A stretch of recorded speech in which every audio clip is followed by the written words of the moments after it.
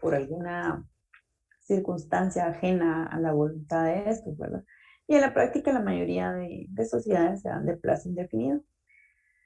Eh, pues obviamente si son de plazo indefinido no necesitamos solicitar una prórroga de... La prórroga está establecida en el artículo 25.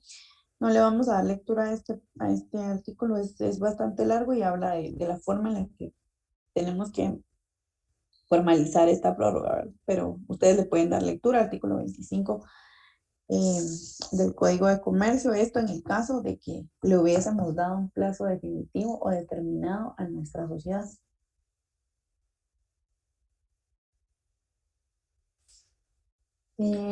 La reserva.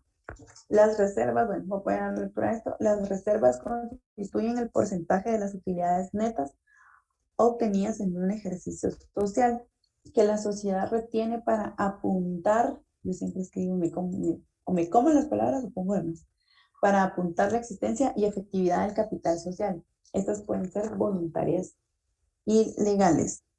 Eh, pues la reserva, la ley establece, ¿verdad? Que año con año, pues los socios al final del año contable tienen ya contabilizadas las utilidades, o sea, las ganancias que obtuvieron en el final del año, pero la ley establece que de este porcentaje de utilidad, de esta cantidad neta de utilidades, se tiene que hacer una reserva como un ahorrito, ¿verdad? Por eso les puse el conocimiento como un ahorro de esas utilidades y la ley establece, pues aquí en nuestra legislación, que tiene que ser del 5% del total de esas utilidades, de estas ganancias, la sociedad está obligada a reservar el 5%.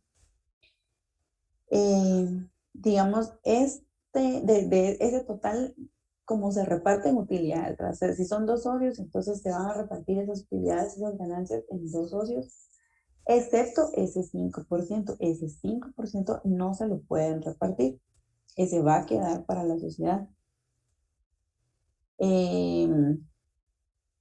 Esta reserva, bueno, como les digo, puede ser voluntaria o puede ser legal. Entonces, voluntaria, los socios pues van a elegir cuánto quieren reservar, siempre y cuando pues sea más del 5%. Porque la legal pues es la que la ley establece, la que la ley obliga, y esta es la del 5%, que está establecida en el artículo 36 del Código de Comercio. Eh, Vamos a ver quién está por aquí. Coraima, si nos hace el favor, Coraima Noeli, de leernos el artículo 36 del Código de Comercio. Sí, Lick, ahorita solo lo estoy buscando. Sí, no tengo pena.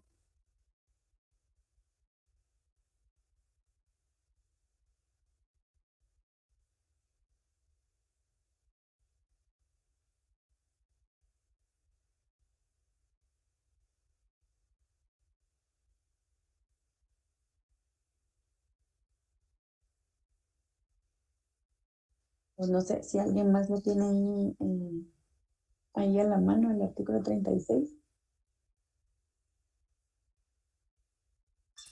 Buenas noches, licenciada. Artículo 36. Reserva legal. De las utilidades netas de cada ejercicio de toda sociedad, deberá separarse anualmente el 5% como mínimo para formar la reserva legal, con excepción de las sociedades de emprendimiento que no están sujetas a esta obligación. Ok, gracias.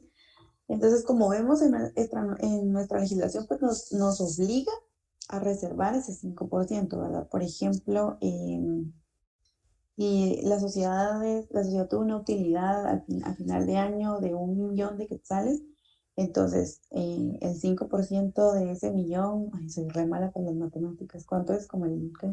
50,000, sí, 50,000. Esos 50,000 no van a ser repartibles, se pueden repartir el resto del dinero en ganancias, pero esos 50,000 quetzales se van a quedar reservados en la sociedad. ¿Por qué se van a quedar reservados estos 5%? ¿Para qué? ¿Con qué objeto? ¿Para qué me sirve a mí este 5%, verdad? Miren, este 5% es como el ahorro que ustedes hacen en su vida para, por ejemplo, para emergencias, ¿verdad? La sociedad de alguna forma podría tener este dinero, este 5% para algún tipo, no sé, emergencia.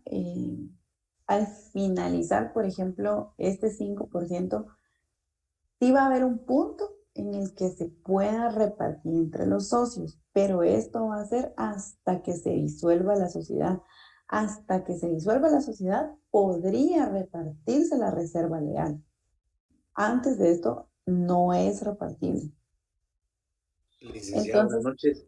Solo una consulta así rápida, no sé si pues sea similar a esto, pero ¿mm? por ejemplo en las sociedades, a los, bueno, en este caso, con este 5% que usted dice, o sea, es a final de año, pero también tengo entendido que las ganancias de la sociedad no se pueden tocar durante, por ejemplo, todo el año, por decirlo así, sino que sería hasta fin de año, o a menos de que se pueda hacer como pagar como por servicios a los propios socios, pero en sí todas las ganancias no pueden tocarse hasta fin de año. ¿Por qué es eso? ¿O cómo funciona eso? Disculpe.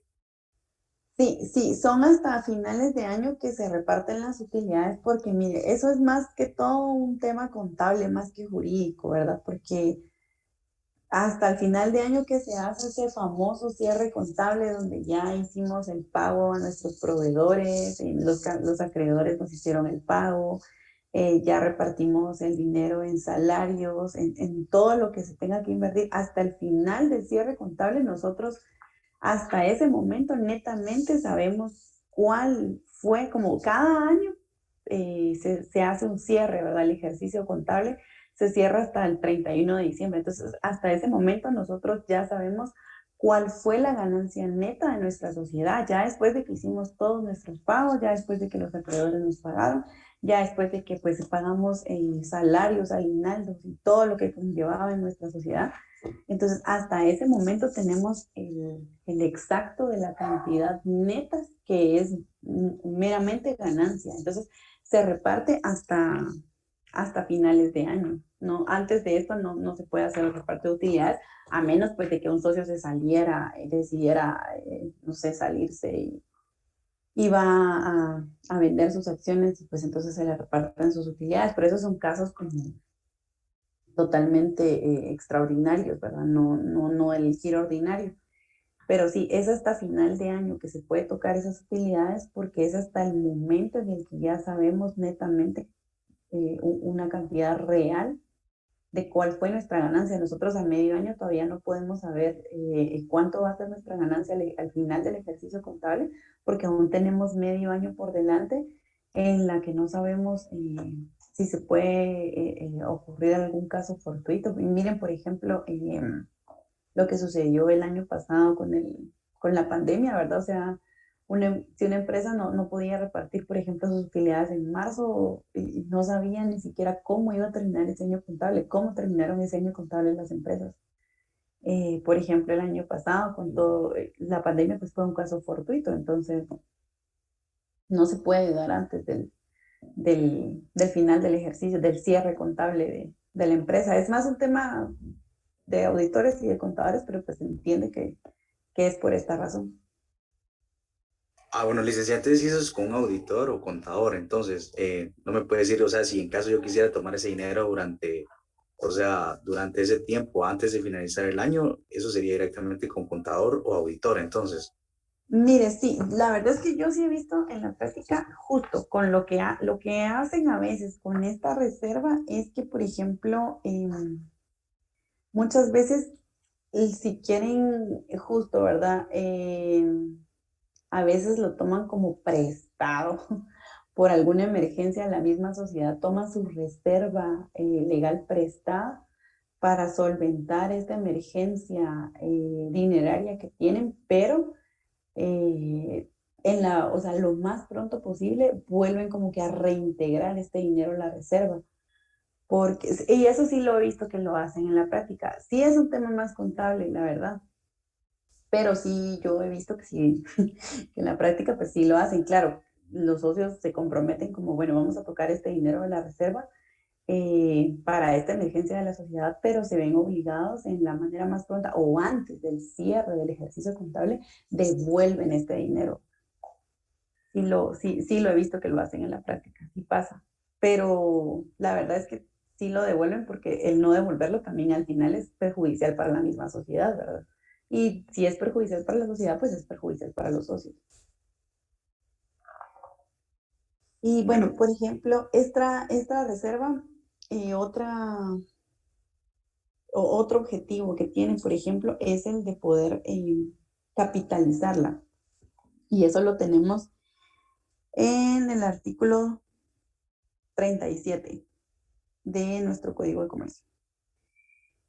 Aquí nos habla de esa capitalización de la reserva que les digo. Bueno, la reserva legal no podrá, aquí está, ¿verdad? No podrá ser distribuida en forma alguna entre los socios, sino hasta la liquidación de la sociedad. Sin embargo, anualmente podrá capitalizarse el excedente del 5% de la misma cuando la reserva anual excede el 15% del capital pagado al cierre del ejercicio inmediato anterior, sin perjuicio de la obligación de la sociedad de seguir separando el 5% anual correspondiente a la reserva legal a que se refiere el artículo anterior. Bueno, cualquier disposición o convenio contrario al presente artículo será nulo. Y en cuanto a las cantidades provenientes de la reserva legal que fueren indebidamente repartidas, estará lo dispuesto en el artículo 35. Entonces, esta reserva legal, como les decía, bueno, se puede disolver hasta que se disuelve la sociedad. Bien lo dice aquí también este artículo 37. Pero también lo que podemos hacer con este 5% de reserva anual es irla capitalizando. Eso quiere decir, ¿verdad? Pasarla a nuestro capital.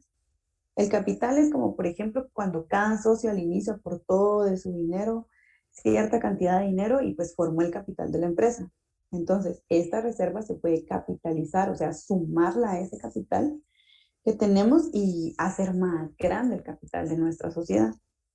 Siempre y cuando pase del 15% del capital pagado. Por ejemplo, si nosotros ya teníamos 100,000 quetzales de capital pagado y suscrito y la reserva ahorita ya es de 110, ¿qué? Sería 110,000. Entonces ya sobrepasamos ese 15% de estos 100,000. Entonces ese dinero pues ya lo podemos capitalizar y podemos seguir pues reservando ese 5%. Al final creo que este es el objetivo principal de esa reserva, ¿verdad? El legislador creo que eso es lo que preveyó con el hecho de hacer esta reserva legal, el que de alguna manera vayamos haciendo crecer el capital de nuestra sociedad, sin seguir nosotros como que poniendo más de nuestro dinero, sino que de las mismas ganancias de la sociedad siga creciendo capital, este capital pagado, ¿verdad? Yo creo que con esto de la reserva, esto sería, bueno, voluntarias, pues sí, el 5% es lo que la ley nos obliga, y voluntarias, pues si deciden hacer como un porcentaje más alto, pues también es, es válido. Siempre respetando estos porcentajes que están establecidos en el artículo 37.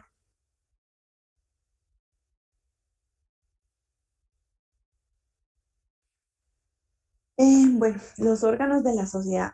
Hablamos de que la sociedad es una persona jurídica, ¿verdad? Entonces también necesita tener ciertos órganos para funcionar. En el código encontramos más enfoque sobre el órgano administrativo, entonces tal vez es el que más nos vamos a enfocar, pero bueno, las sociedades tienen 3 órganos, está el órgano soberano, el órgano ejecutivo y el órgano fiscalizador.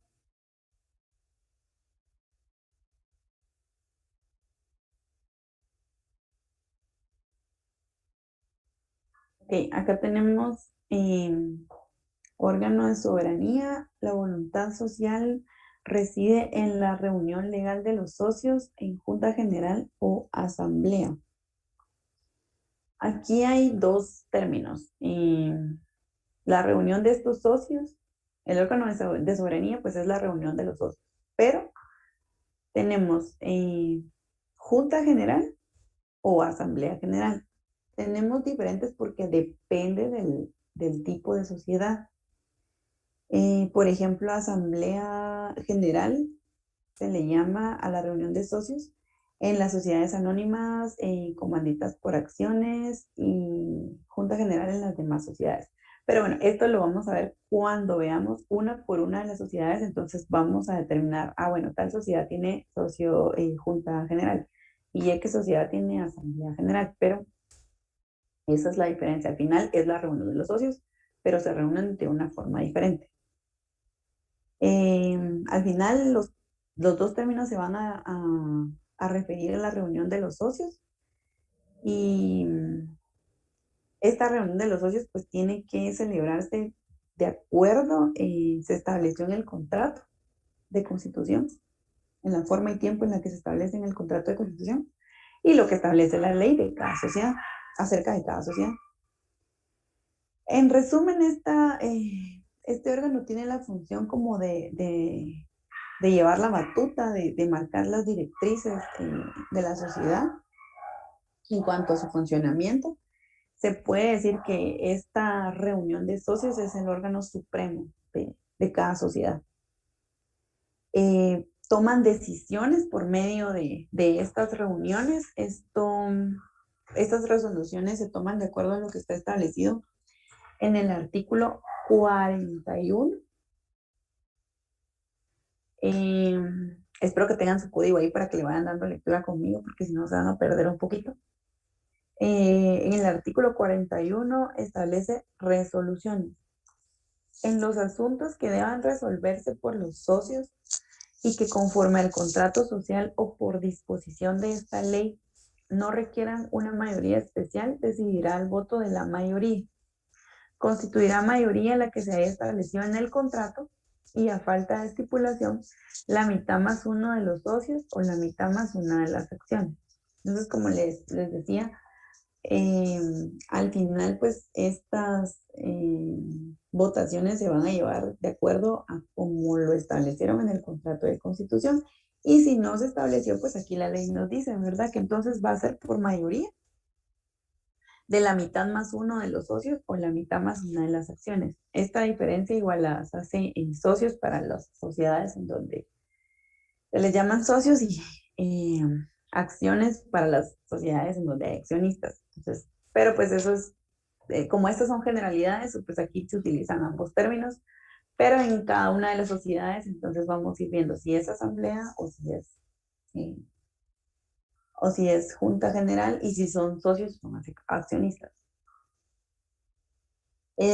También de estas reuniones de socios, independientemente si sean asambleas generales o juntas, deben existir actas que son donde en esas actas se hace constar esta reunión, qué puntos se trataron en esta reunión, qué decisiones se tomaron en esta reunión, qué resoluciones se tomaron en esta reunión. Eso tiene que constar en actas que lleva la sociedad. Este fundamento de estas actas lo tenemos establecido en el artículo 53. Artículo 53, Código de Comercio. Libro de actas. Las sociedades mercantiles llevarán un libro de actas de juntas generales de socios o asambleas generales de accionistas según el caso. Es lo que les decía, ¿verdad? Va a depender del tipo de sociedad. Si es junta, va a ser el libro de actas de juntas generales de socios o va a ser un libro de actas de asambleas generales de accionistas. El caso es que de cualquiera de las dos formas que sea, deben llevar un registro de actas de estas reuniones. El siguiente órgano es un órgano de fiscalización. Su función es establecer el correcto funcionamiento de la sociedad de acuerdo con la ley y el contrato. Bueno, pues este órgano lo que hace es que permite que los administradores o los socios como que encuadren o ajusten su conducta a lo que está establecido o prescrito en el contrato o en el Código de Comercio. Y igual, ¿verdad? Cada sociedad tiene su propio órgano de fiscalización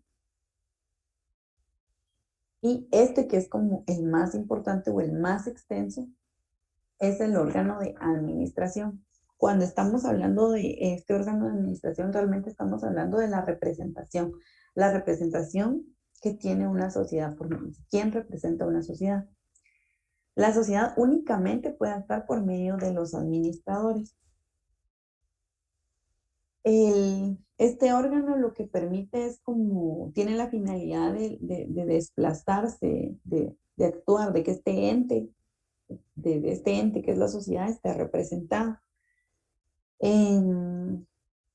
Necesitamos un representante porque, pues sí, la sociedad es una persona jurídica, pero pues al final de cuentas no puede actuar como un ente ficticio, ¿verdad? Necesita un representante. Entonces, esta representación se le puede dar a una única persona o a un conjunto de personas. Puede tener un administrador o varios administradores. Esta forma de administración, si queremos un administrador o varios administradores, esto también lo vamos a determinar en la escritura de constitución de nuestra sociedad. En la escritura, miren, la escritura de constitución es como es la ley de la escritura, ¿verdad? Constitutiva. Entonces, por eso nosotros aquí en la escritura vamos a establecer si queremos tener un administrador o varios administradores. Esto lo tenemos establecido en el artículo 44. Sí, en el artículo 44, vamos a ver. Cristian Santizo, ¿nos puede leer por favor el artículo 44 del Código de Comercio? Hola, licenciada, claro que sí, con mucho gusto. 44. Administración. La administración de la sociedad estará a cargo de uno o varios administradores o gerentes, quienes podrán ser o no socios y tendrán la representación judicial. Los administradores no podrán dedicarse por cuenta propia o ajena al mismo género de socios que constituyan el objeto de la sociedad, salvo pacto en contrario.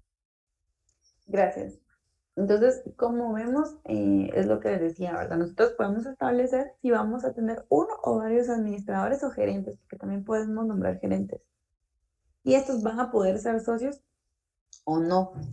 Pueden ser socios o sea, pueden ser de los mismos socios o no. Esto igual varía y depende de cada sociedad. Cada sociedad lo establece a su forma. Y vamos a ver.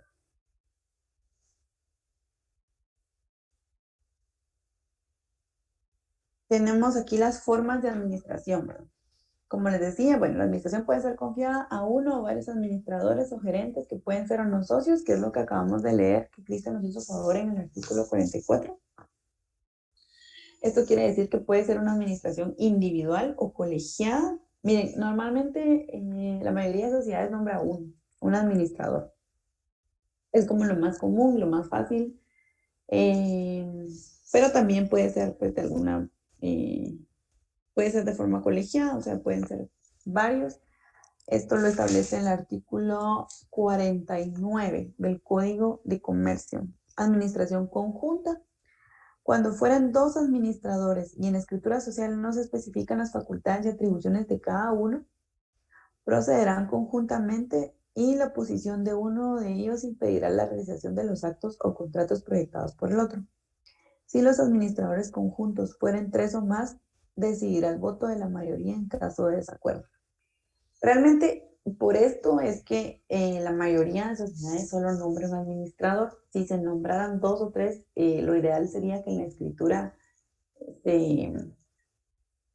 o en el nombramiento se estipule, se especifique cuáles son sus atribuciones para que no se dé como un tipo de controversia entre ellos mismos, ¿verdad? Y la ley pues aquí nos dice que si fueran 3 o más, entonces se va a recurrir a la votación y se decide el voto de la mayoría, pero pues la verdad en la práctica la mayoría de sociedades nombran uno únicamente para evitarse todo esto de que puedan haber controversias entre los propios administradores.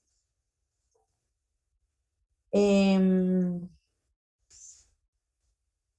acá estamos, atribuciones de los administradores, como les decía, esto pues en la misma escritura de constitución nosotros vamos a establecer qué atribuciones van a tener nuestros administradores o nuestro administrador. No sé si por aquí está Flor Citaví, que nos puedan por favor leer el artículo 47 del Código de Comercio.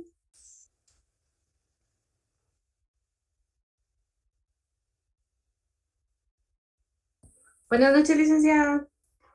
Buenas noches. El artículo 47, facultades de los administradores. Los administradores o gerentes tienen, por el hecho de su nombramiento, todas las facultades para representar judicialmente a la sociedad, de conformidad con las disposiciones de la ley del organismo judicial.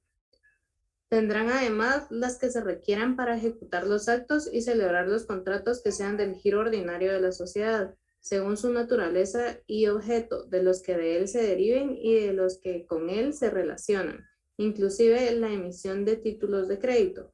Sin embargo, en la escritura social pueden limitarse tales facultades. Para negocios distintos de ese giro necesitarán facultades especiales detalladas en la escritura social, en acta o en mandato.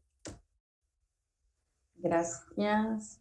Ok, entonces, bueno, como hablábamos, las atribuciones pues van a estar establecidas en la escritura constitutiva o en el nombramiento, que es un acta notarial, el nombramiento.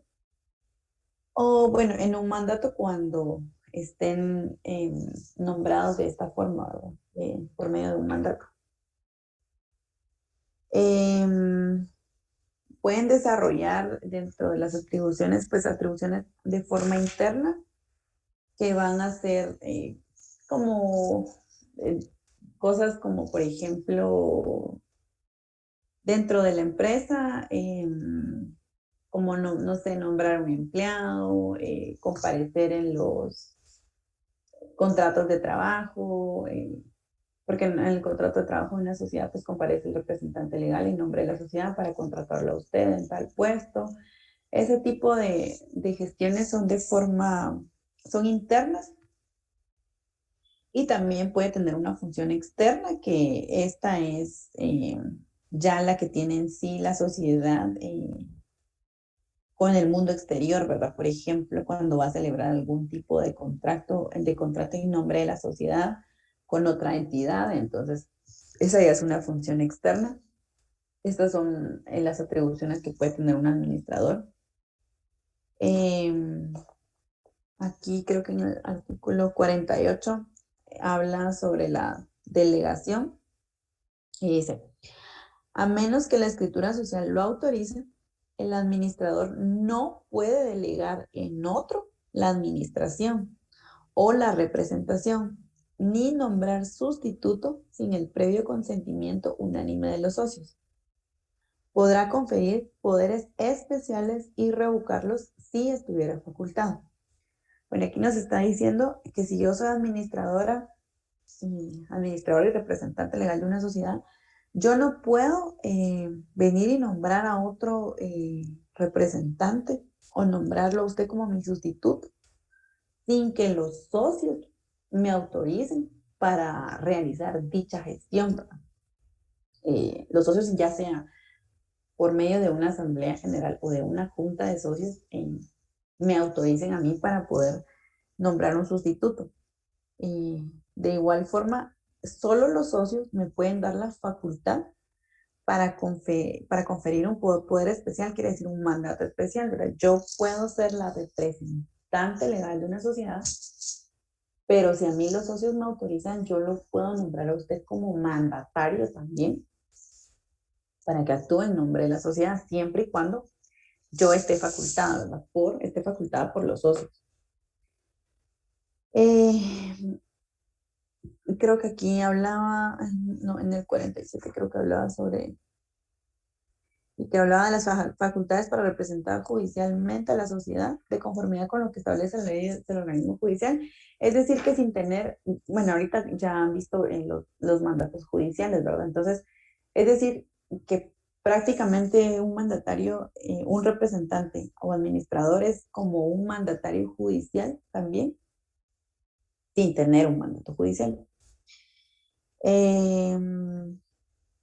Vamos a ver que leímos el 48 acá. Entonces vamos a ver el nombramiento. ¿Cuál es la forma de nombrar estos representantes?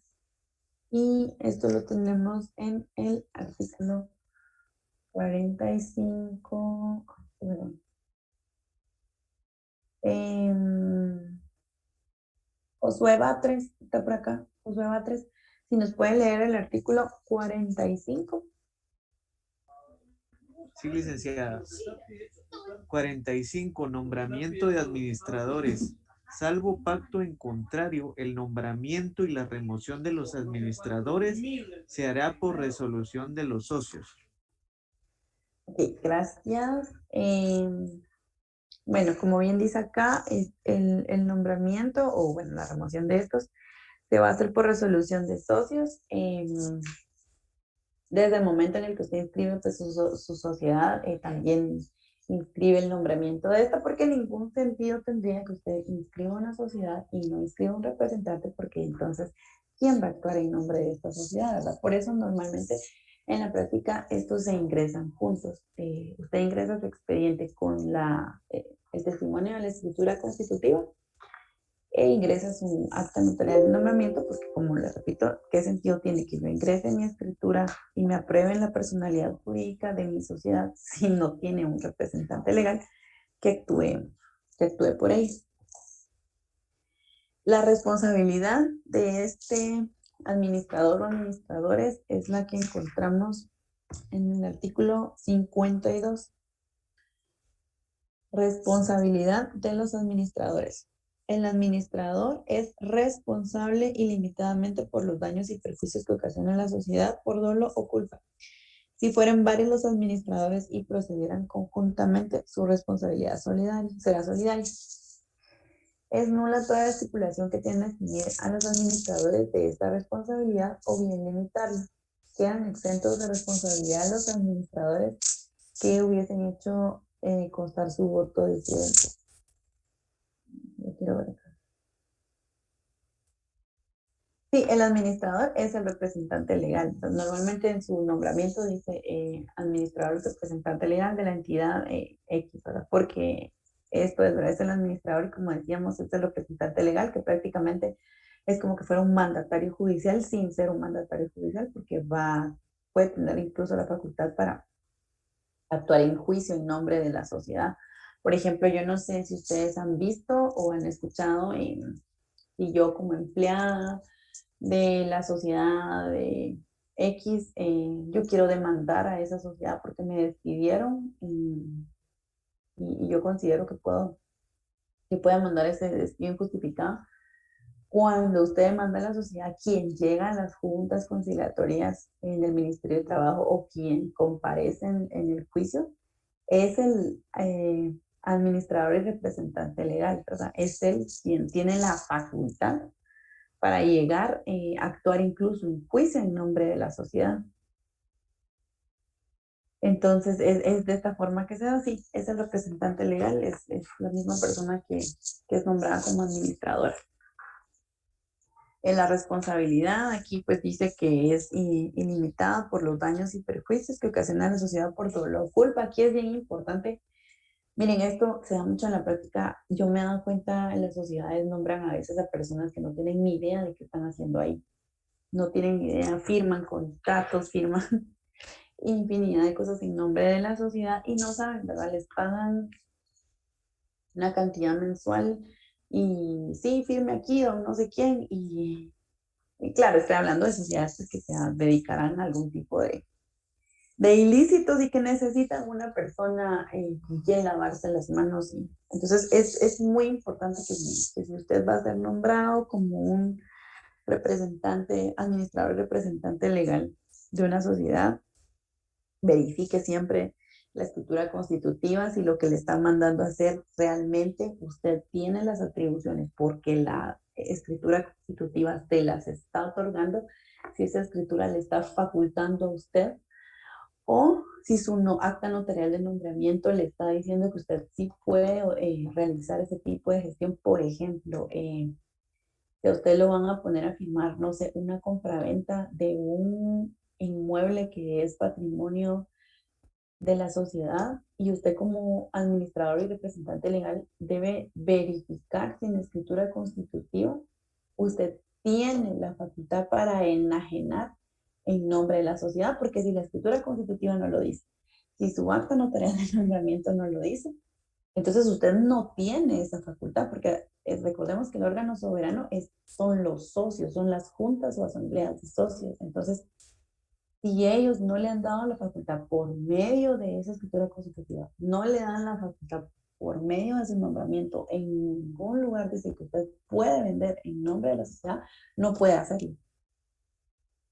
A menos de que hubiese un acta, como hablábamos, que tendría que haber un libro de registros, tiene que existir un libro de actas de las juntas de socios o de las asambleas, a menos de que en esa acta dijera que, bueno, el día tal se reunieron los socios y sí, por unanimidad todos votaron y le dan la facultad a la señorita tal y tal y tal, para que en nombre de la sociedad enajene la finca tal y tal. Ah, ok, entonces ahí usted ya tiene esa facultad, ¿verdad? Es muy importante siempre verificar que, que lo que le están mandando a hacer en nombre de la sociedad, usted sí esté facultado, porque si no, el responsable, recordemos que aquí el artículo nos está diciendo que el administrador es responsable ilimitadamente por daños y perjuicios que ocasione por dolo y culpa. Entonces es mejor siempre estar como muy atento con eso, verificar, ya sea que si usted o su cliente es el administrador, entonces, ok, vamos a ver la escritura, si tenés o no tenés las facultades, tu nombramiento, tenés o no tenés facultades, ok, no están, pero sí, sí te la pueden otorgar en un acta de asamblea, se certifica esa acta y entonces ahí está, ya tenés esa facultad, ya lo puedes hacer, ya se puede. Pero es muy importante verificar esto. Obligaciones de los administradores. Tenemos en el artículo 55, bueno, habla sobre, estos artículos hablan sobre la rendición de cuentas. Bueno, aquí dice 55, rendición de cuentas. Los administradores están obligados a dar cuenta a los socios, cuando menos anualmente, de la situación financiera y contable de la sociedad, incluyendo un informe de sus actividades, el balance general correspondiente y el estado de pérdidas y ganancias, así como un detalle de sus remuneraciones y otros beneficios de cualquier orden. La falta de cumplimiento de esta obligación será a causa de su remoción, independientemente de las responsabilidades en que hubiera incurrido. Y el artículo 56, rendición recíproca de cuentas: si todos los socios fueran administradores, están obligados recíprocamente a darse cuenta de la administración y de sus resultados en cualquier tiempo. Bueno, esto está entendible como lo dice el artículo, ¿verdad? Aquí tenemos que estar, vamos a ver qué están preguntando acá. Entonces los socios no tienen culpa en ningún problema, solamente la representación legal no hay forma de someter a los socios. Es que mire, por eso es importante que los administradores verifiquen si realmente están dentro de sus facultades, porque puede darse el caso que, por eso les digo, en las sociedades que tal vez están como dedicándose a cosas no muy lícitas, sí es muy común que nombren a una persona que no sabe el tema, que incluso yo he visto que nombran personas que no saben leer ni escribir como administradores. Y claro que lo hacen con hecho pensado, ¿verdad? Porque son personas que no van a cuestionar las decisiones, como les están pagando mensualmente una cantidad por ser administradores y representantes legales. Entonces, estas personas no cuestionan y sí los llevan así como, ah, sí, mire, vamos a autorizar esta venta, vamos a autorizar esto, firme, firme. Y luego ellos, los socios, pueden decir como, bueno, pues nosotros nunca celebramos un acta de asamblea o una junta de socios en donde lo autorizamos. Entre sus facultades no está. Y no tiene esas facultades en la escritura, no tiene esas facultades en el nombramiento, jamás se le dio esa facultad en la asamblea.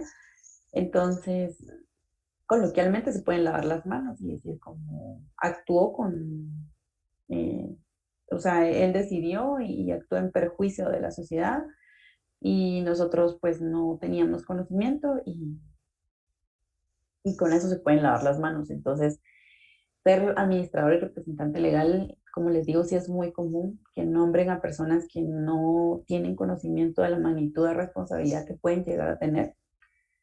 Eh, entonces ustedes, pues, si en algún momento van a asesorar o alguna persona, algún cliente es administrador, entonces sí háganle saber cómo. No está mal ser administrador representante legal, porque también hay gente que lo sataniza como, ay, no, eso es meterse a problemas. O sea, no está mal si se lleva de la forma correcta, ¿verdad? No está mal si siempre verificamos que lo que vamos a hacer estemos facultados. Recordemos que si somos administradores y representantes legales, no estamos actuando en nombre propio, estamos actuando en nombre de una persona jurídica y esa persona jurídica al final la conforman un grupo de socios. Entonces, nosotros no somos los dueños absolutos de esa sociedad, solo sus representantes. Entonces, los socios son quienes nos tienen que dar como que los permisos, ¿verdad? Y esos permisos los vamos a ver reflejados en la escritura o en el acta de nombramiento o por medio de una asamblea donde todos votaron o la mayoría votó a favor de que yo como representante realice X gestión. Entonces, por eso es muy importante eh, siempre verificar estos extremos. Y la responsabilidad, pues eso es algo que vamos a ver dentro de cada sociedad, hasta dónde llega la responsabilidad de los socios y hasta dónde es solo responsabilidad de la sociedad. Pero a forma general es así, ¿verdad? Entonces es mejor verificar que lo que vamos a hacer como representantes, si tengamos el permiso de los socios para hacerlo, si estemos facultados para hacerlo.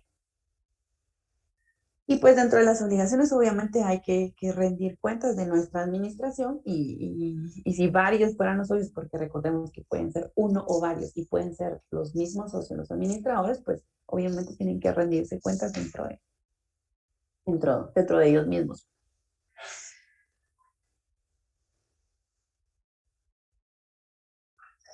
Bueno, aquí tenemos la personalidad jurídica de una sociedad mercantil. Por ejemplo, cuando ustedes estudian en civil a la personalidad, recordemos que pues tiene atributos, ¿verdad?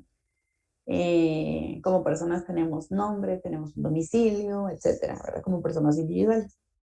Entonces, las sociedades mercantiles, al ser personas jurídicas, también tienen atributos. Y serían estos atributos: que la sociedad es un sujeto, pues, de derechos y obligaciones. La sociedad tiene un nombre que la identifica y que la individualiza frente a los demás. Ya recordemos que puede ser esta una razón social o una denominación social que va a depender de la forma de sociedad que adoptamos. Tiene un domicilio para los efectos legales que corresponden. Va a tener un patrimonio que se integra con los bienes que va a ir adquiriendo. Tiene calidad de comerciante por imperativo legal, porque si adopta una de las formas establecidas en el Código de Comercio, pues va a ser un comerciante. Una sociedad va a ser un comerciante.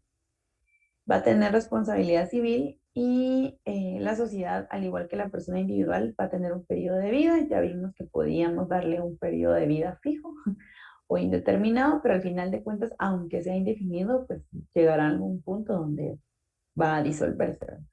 Va a morir como una persona individual.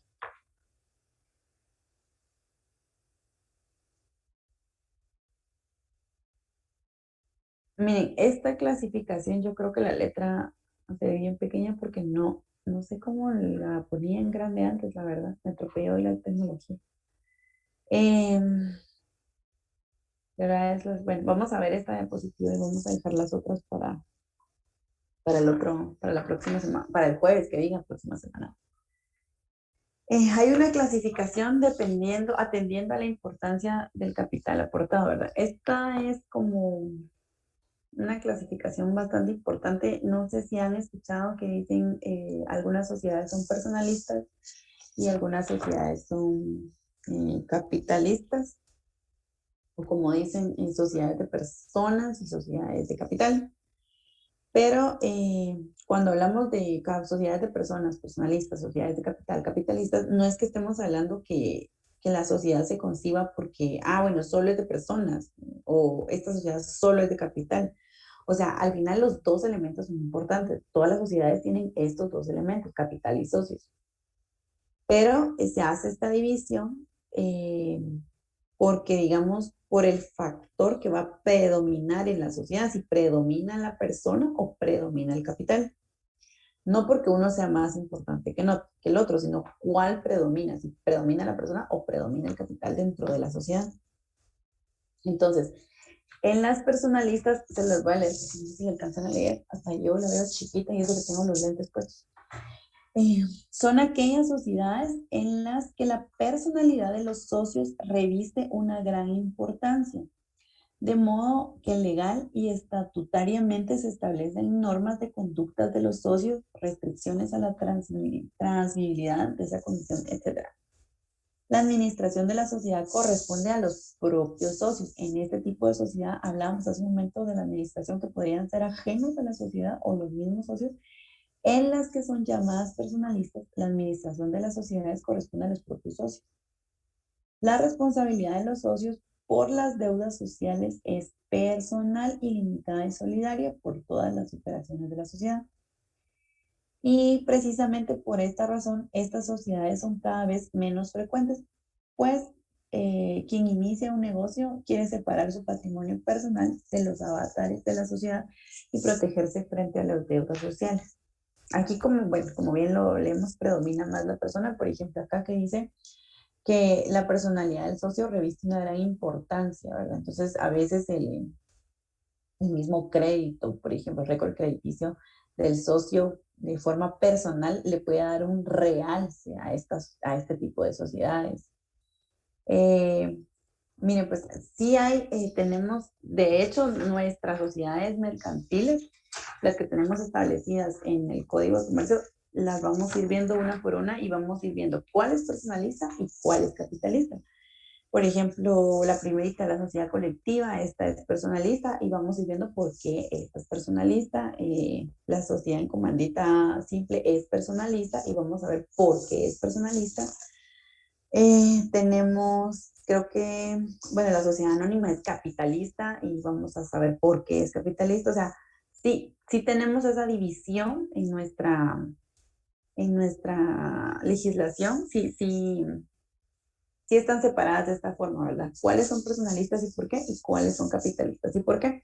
Recordemos que esto es al final generalidades como para que entendamos por qué son personalistas, porque aquí prevalece como el socio, el historial del socio, pero la responsabilidad aquí nunca, no solamente en este tipo de sociedades, no va a ser solamente de los socios, las deudas no va a ser solamente de la sociedad, perdón, por las deudas no va a responderse solo con el patrimonio de la sociedad, sino que se traslada al patrimonio personal y por eso es que no son muy utilizadas ya este tipo de sociedades, porque pues nadie quiere emprender en algún negocio con una sociedad y pensar que no solo voy a poner en riesgo lo que aporté, sino que también voy a poner en riesgo mi patrimonio personal. Entonces eso como que ya no mucho. Y es por eso que estas ya están en desuso. Y las capitalistas, que estas son las sociedades capitalistas, son aquellas en las que la personalidad del socio reviste menor importancia, pues lo que cuenta es la aportación económica realizada por el socio de la sociedad, la limitación de la responsabilidad de los socios por las deudas sociales a la aportación económica realizada. La participación del socio es libremente transferible a terceros porque el nuevo que adquiere se subrogan los derechos y las obligaciones del vendedor, y la administración de la sociedad se puede delegar a una persona que no sea un socio. Entonces, en este tipo de sociedades capitalistas es lo que decíamos aquí, por ejemplo, la administración sí puede dársele a una persona exterior. Yo puedo ser administradora aunque yo no sea socio. Aquí no nos importa, por ejemplo, aquí les di el ejemplo de bueno, usted tiene un mega récord crediticio, un historial crediticio perfecto, bárbaro, y eso le va a dar relevancia en nuestra sociedad, en este tipo de sociedad. Pero en esta capitalista no nos importa, a usted personalmente no nos importa lo que aporta, nos importa lo que da, su récord y todo eso no nos importa, lo que nos interesa es el dinero que usted pueda estar aportando. Aquí, como les decía, el desuso que ha tenido porque nadie quiere correr el riesgo con su patrimonio personal, Aquí la responsabilidad está limitada a lo que usted aportó, ¿verdad? Y no va a pasar nunca a su patrimonio personal. Aquí, por ejemplo, si dice la participación de socios libremente transferirla a terceros, si yo quiero venderle mis acciones, pues yo las vendo y usted simple y sencillamente va a adquirir los mismos derechos y obligaciones que tenía yo con mis acciones. O sea, aquí importa, por eso, aquí importa la aportación en dinero y aquí importa más como el socio, la persona, y pues estos están ya un poco en desuso. Y sí, como les dije, vamos a ir viendo, miren, yo hice este cuadro que según yo nos iba a dar tiempo ir llenando. Se los voy a subir al Classroom, se los voy a subir así en blanco, porque el chiste es que vayamos llenando conforme lo que vayamos viendo en el código, porque creo que de esta forma se nos va a hacer más fácil como tener un cuadro al final comparativo. Por ejemplo, vamos a ir viendo sociedad colectiva, va a ser de forma mercantil, va a ser de tipo personalista, como les acaba de decir, se identifica con una razón social, o sea, pero que lo vayamos llenando acá en clase conforme lo que vayamos viendo. Según yo me iba a dar tiempo, que lo íbamos a llenar hoy, pues, pero no nos va a dar tiempo. Y creo que solo queda una diapositiva, no, creo que, no, quedan dos. Ay, pero no, quedan dos, veámoslas de una vez, porque así entramos la otra semana con esto del cuadrito que les digo para que se nos haga más fácil como hacer una división mental de cuál es la diferencia entre cada una de las sociedades. Son las que 25. Bueno, démosle 5 minutos ahora donde digamos, es más largo. La otra clasificación sería esta, atendiendo al grado de responsabilidad del socio frente a las obligaciones de la sociedad. Esta es otra revisión. Aquí tenemos la responsabilidad limitada y hay una que tenemos mixta. La responsabilidad limitada, las sociedades de responsabilidad limitada, son aquellas donde el socio por las obligaciones sociales únicamente responden con lo que aportó al capital social, excluyendo su patrimonio particular. Esto es un poco de lo que estábamos hablando anteriormente. Y responsabilidad ilimitada es aquella en que el socio por las obligaciones de la sociedad responde con lo que haya aportado al capital social y con su patrimonio particular. Es lo que veníamos hablando, ¿verdad? Por ejemplo, con las personalistas, que la mayoría son de responsabilidad limitada. Pues de responsabilidad limitada únicamente van a tener responsabilidad por lo que aportaron. Responsabilidad limitada, pues tiene, con lo que haya aportado, tiene responsabilidad con lo que aportó.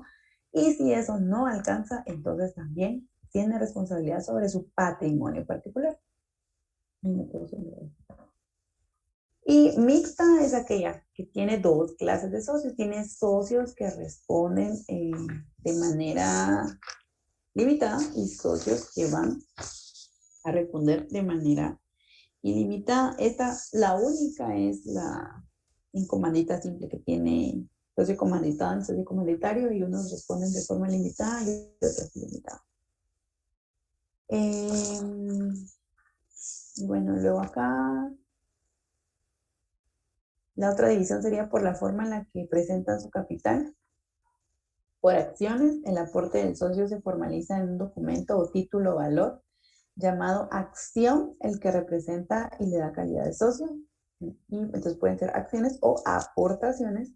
El capital se divide por aportaciones cuyo monto consta en la escritura constitutiva, siendo prohibido representar estos aportes por acciones o títulos. Entonces, por la forma de representar el capital, por acciones y por aportaciones. Entonces, sí, la vamos a dejar. Acá. Ay, ¿cómo regreso? ¿Cómo dejo de completar? Entonces, al final, bueno, estas son generalidades, como les enseñé el cuadrito, creo que es una forma fácil en la que hagamos como una tablita de casos y así nos quedan en las mismas líneas y podemos ver entonces, ok, esta es razón social, esta es denominación social, y vamos a ir viendo cada una de ellas, cómo está legislada según el Código de Comercio. La verdad es que tienen muy pocos artículos dedicados a cada una de esas sociedades, porque como les digo, están en desuso. Las que son de responsabilidad limitada, esas en la práctica ya no se usan, ya nadie quiere tener una responsabilidad sobre su propio patrimonio. Les voy a mandar este cuadrito, se los voy a subir al Classroom para que la próxima semana lo tengamos. Mire, si lo quieren imprimir, y llenarlo a mano, o si lo quieren dibujar en el cuaderno, o si lo quieren ir llenando en su computadora, si están en la computadora, como ustedes prefieran. Pero sí sería importante que lo llenaran porque les va a servir como para estudiar y tener como esa... a mí, por ejemplo, mi memoria es fotográfica, entonces yo recuerdo que yo así me acordaba así como esta respuesta estaba en la página, en esta página, parte de la página, y ese cuadrito a mí me sirvió un montón. Fue la única forma en la que yo me pude como que aprender las diferencias o similitudes de estas. Entonces, ya sea que se los voy a mandar, si lo quieren imprimir, si lo quieren dibujar en su cuaderno, si lo quieren llenar a la computadora, como quieran, el caso es que lo tengan y que lo vayamos llenando juntos. Voy a tratar de calificar sus exámenes, terminar de calificar el día de mañana para subir las notas por ahí el día jueves. Tengo apuntados, no se me olviden, las 3 personas que ganaron aquel Kahoot. Les voy a sumar en este parcial su puntito extra. No me acuerdo ahorita quiénes eran, pero sí los apunté, no se preocupen. Entonces, esto sería todo por el día de hoy. ¿Y algún comentario o algo que tengan que decir?